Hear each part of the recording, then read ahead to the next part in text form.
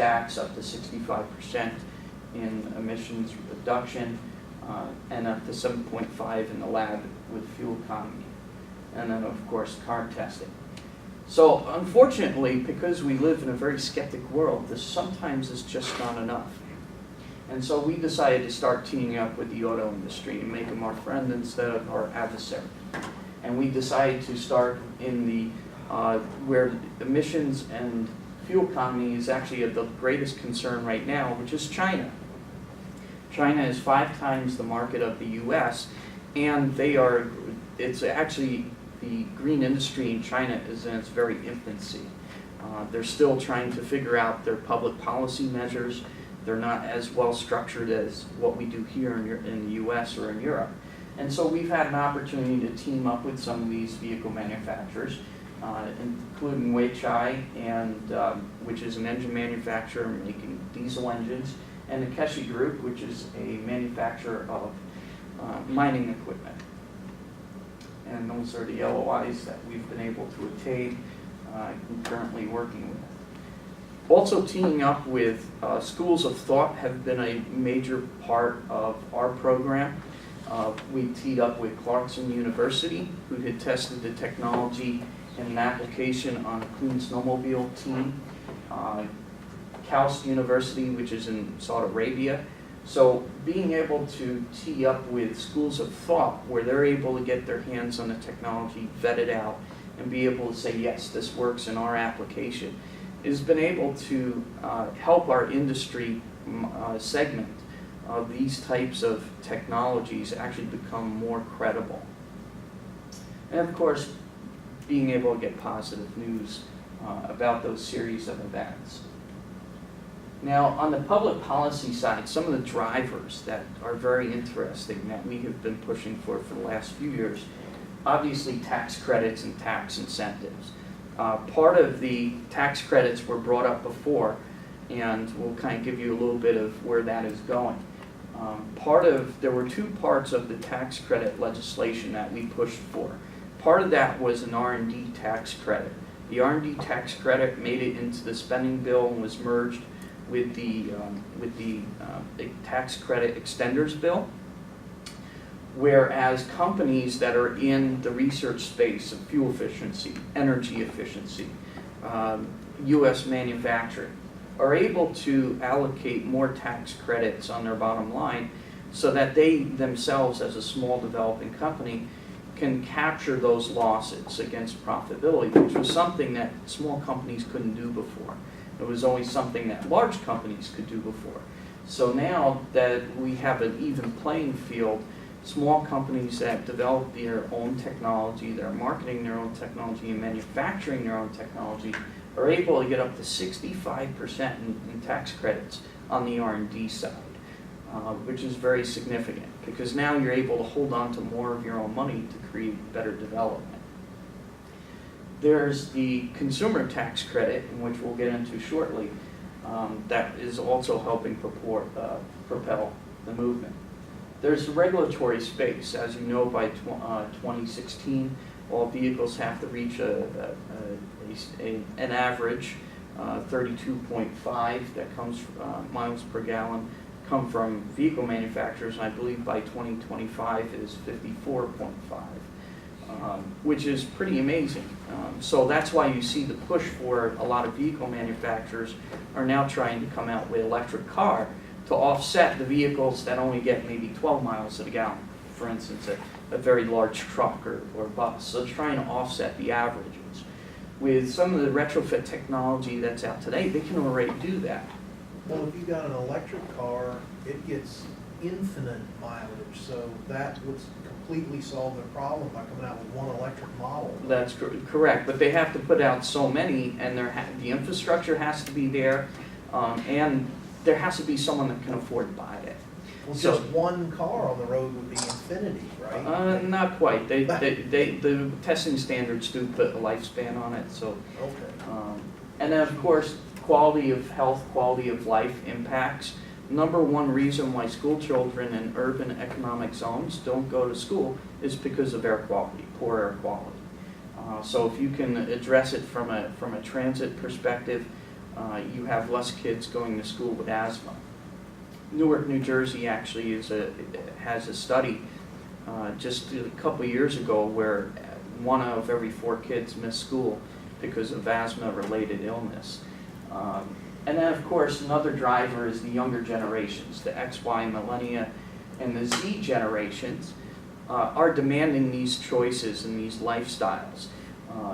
Not so much with the baby boomers. And so now that they are becoming more the business leaders, the decision makers, you're going to see more of this technology become available and widely accepted. Now on the uptick is you have consumer tax credit.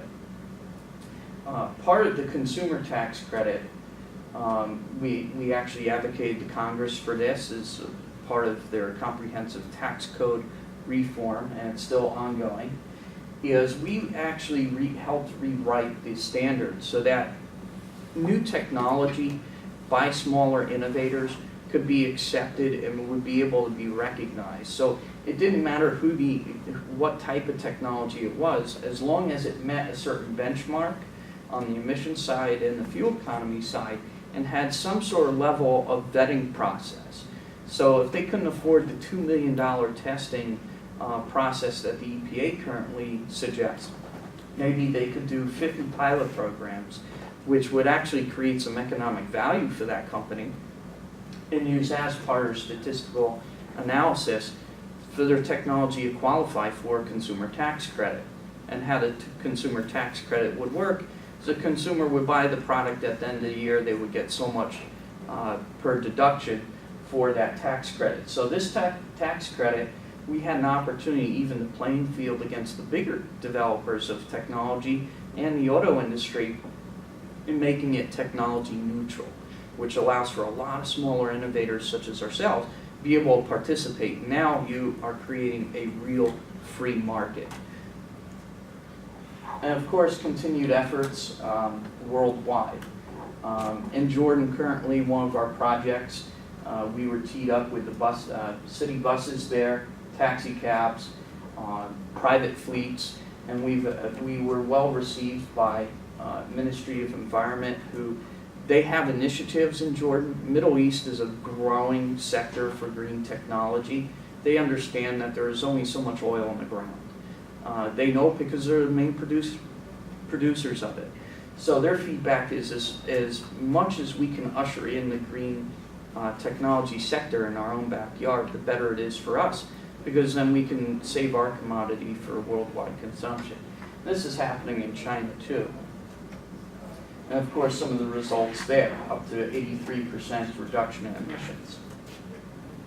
Now, with all these different retrofit technologies, there's been one hindrance for most of the products that we have seen from competitors, and it's another pain, if you will, in the industry. And part of that pain is that the pre-existing conditions necessary to recognize the benefit of these technologies don't always exist in the car, because they were not designed to for product to be added after the fact. So something that we are currently under development of is being able to design a software that will allow for these different technologies, whether it's ours or somebody else's, to be added to a vehicle. And then you could create the intelligence environment through the car computer that will be able to accept what that technology can do. Whether it be a new fuel, propane, natural gas, hydrogen, whether it be a retrofit technology, or even a repower in some cases, which is an engine replacement. You'd be able to recognize those different changes and be able to create the environment in which those changes stay for long periods of time.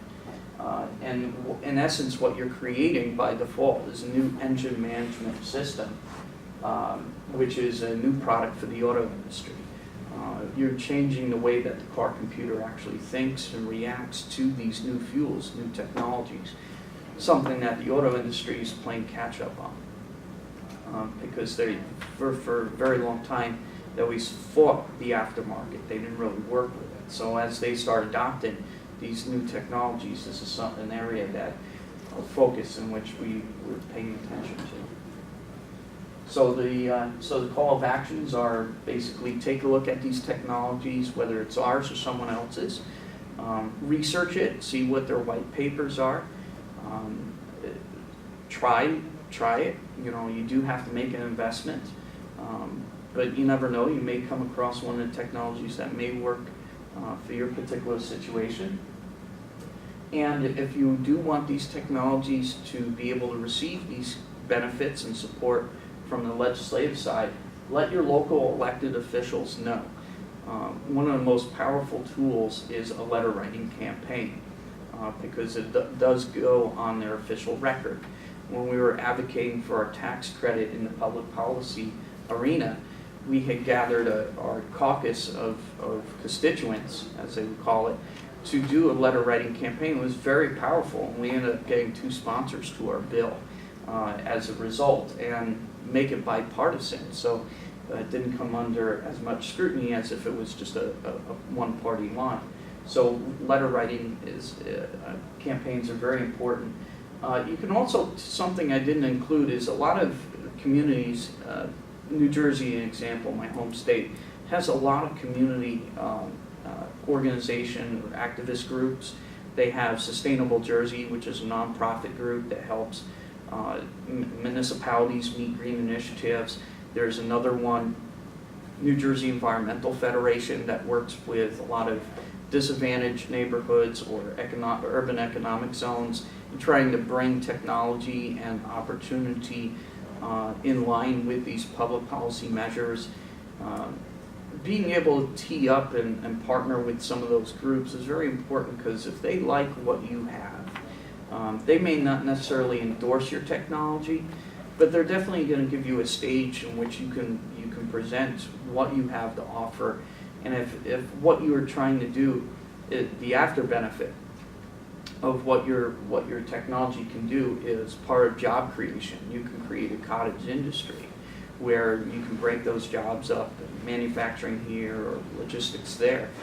They'll be very supportive, and that's been part of our model, has been able to align the job creation along with the tax credit, along with the auto industry. So a very interesting statistic is that you have 84 million new vehicles worldwide manufactured every year. So a company like ours just got 1% of the market. It's huge. So again, as soon as people are being able to adopt and become a little more well-educated on these offerings, the better off the growth will be. And that's how you can reach us. Thank you.